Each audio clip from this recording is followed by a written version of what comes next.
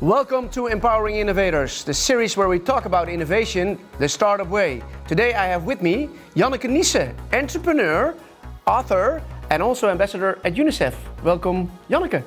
Hi, thank you for having me.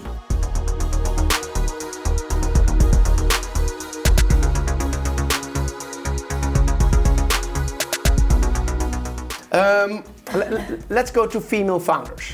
You're a female founder yourself, together with Joelle. Entrepreneurship for females is becoming more popular, I think, than it was when you started your first company, and also when I started my first company. How do you see that evolving? I think it's still slow. My new business partner is a woman as well, and that somebody asked me, is that intentional? But I just look at who's a nice person. We recently, Eva de Mol and I recently did research on investment in female founders, and we found that in the Netherlands only 1.6% of VC money goes to female founders, then a few percent to mixed diverse teams, yeah, and everything else to white men. So people of color have even more difficulties raising money, and I think that's a big problem. Because VCs have a huge impact on what the future looks like. 6 out of the 10 most valuable companies of today started by VC money. So our future is really driven by the decisions that VCs make.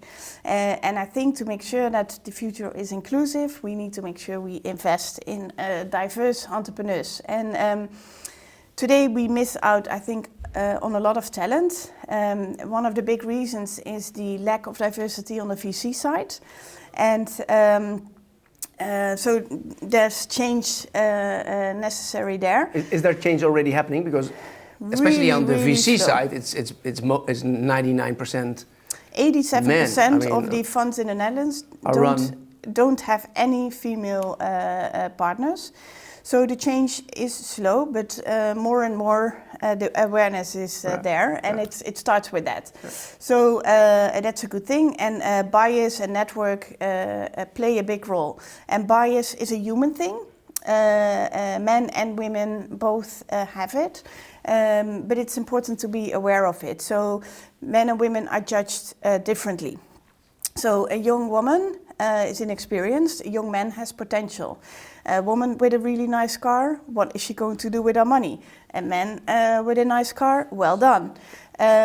So also the type of questions they get are really different. There's a very interesting TED talk about it. But women get questions about today and the past, men about the future. So if you don't turn these questions around, but answer them as a woman, you come across very careful and cautious. Yeah. And as a man, you get the opportunity to talk about your potential.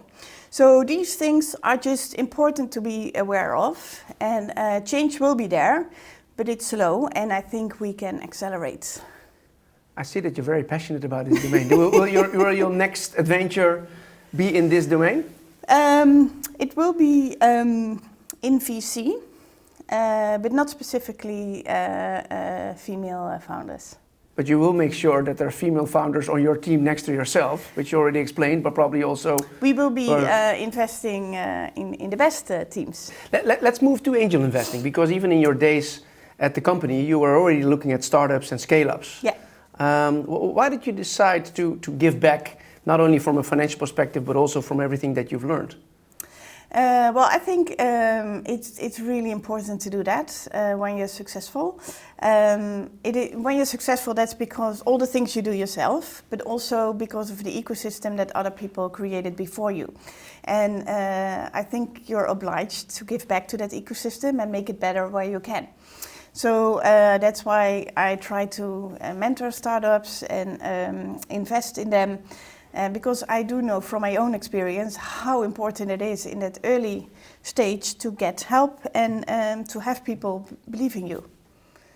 And if you talk about mentoring, what does that mean? Do you have a conversation, the startups, they ask you specific questions, or do you actually give them specific advice on how you would deal with a certain situation? Or yeah, it depends. I get a million requests for coffee on LinkedIn, but I always there's a few that I that stand out. Why? That a request stands out for me when they clearly looked at what I've done and come up with a specific question related to that. So if some don't even manage to spell my name correctly, or have such a random question that I don't think that I'm the best. That's too easy, right? Then. Yeah. But some people really ask the right questions, or they approach me at an event, and then, you have a certain connection, and you start talking to them, and sometimes on a regular basis, sometimes a phone call every now and then. It really differs. Also what the entrepreneur needs, because I think, especially as an angel investor, your role is to be there, but to be there when the entrepreneur needs you, and not to be too much involved. And how does the entrepreneur knows that you can actually add value? Because that's at least my perspective that I see with many of the startups that we're also involved in. I sometimes have the tendency to say, hey, at least ask us the question. Don't only bring us the good news. We've seen all the problems. You cannot surprise us with any of the problems. So the sooner you ask the questions and reach out, the better we can help. And my experience is that many entrepreneurs, maybe like ourselves, when we started, are very stubborn and say, I have to find this out myself. And then when things go really wrong, maybe I'll call Janneke. Yeah. But then it's a bit late. Yeah, but I think certain things you do need to find out yourself. Yeah. I think entrepreneurs in general think, oh, my situation is different. And you can tell them everything, but they won't accept it until they've experienced it. And mistakes can be really expensive. And I think if only one mistake is not made, you already saved them a ton of money. So I think that's just the way it goes. And I think if they listen too much early, how independent are they? True. I think it's a good thing. Yeah, I think getting different perspectives always helps. Yeah. And then you have to make up your own mind how to deal with those perspectives and what's the best way forward for you. So I think that's the power of mentoring. Yeah. It's not telling them what to do, but at least say, hey, my perspective in that situation was this, but maybe you should also talk to Janneke or to Peter or to...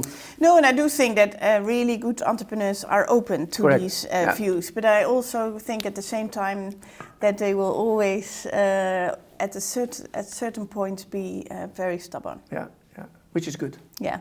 I was exactly.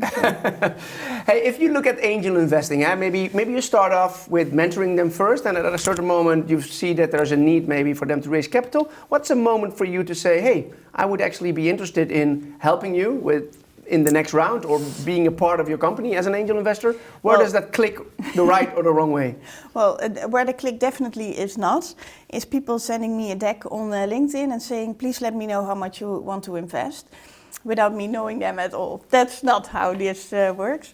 But other than that, it's really different. Sometimes I mentor them for a while and then think, hey, this is really cool, this is a really good team, and I invest. But I've also had entrepreneurs approaching me, and you immediately think, wow, there's something here. And you invest without the whole mentoring. Not all entrepreneurs need you as a mentor. Right. And when you feel, wow, there's something here, do you then look at the potential business case, or do you look more at the person that is sitting in front of you? The team. Of course, it should be an interesting business. It should have the potential to grow. There should be a tech component in there. But good ideas are not very unique very often. But extremely good teams that it can execute are. So that's for me the most important thing. Yeah. I mean, you also wrote a book because I think you wanted to inspire not only the entrepreneurs and female entrepreneurs of today, but also the potential ones of tomorrow. Yes. Can you share? So I published it and I came up with the idea, but somebody that's actually really good writer. She wrote it, Nikki Smith. No, I think role models are really important, and at an age where young girls make really important decisions with regards to their education, they think that technology is boring and difficult and that they are not capable of it. Yeah. And but it's because they have the wrong idea about what technology is. So ask them, do you want to work in tech? Do you want to work at Instagram? Yes. It's the same thing. Correct. So they need to see all the things you can do in tech, and that it is creative, and you have loads of opportunities. And I wanted to show that through the book, The New Girl Code. Project Prep, it's called in the Netherlands, but internationally The New Girl Code. And a young girl is learning to code, building an app. She creates a company with her friends, and she goes through everything you go through as an entrepreneur in tech, the good stuff and the bad stuff. Yeah. Oh, that's great. I mean, my daughter read it and she was very inspired by it because it's a topic that's dear to her heart, and she has a family that is very entrepreneurial, so she could bring things together. So I think you did a great job there together with the author of bringing that message to the market. And it's now also going to be published in English then and released in the US, or is it already? Yeah, and for each country, and in South Africa it was recently published, and in each country we localize it. So we make sure that the girls living there recognize themselves in the main character. That's great. So Janneke, we just talked about role models and inspiration. This is BBL Meltons who wrote a book, it's called Live, about dealing with challenges and also overcoming them in life and making an impact on other people's lives like you're doing. I would just want to give you this as an appreciation of being here today, and I hope that you will take some inspiration from this as well. Yes, thank you. Very impressive woman, so thank you. Thank you.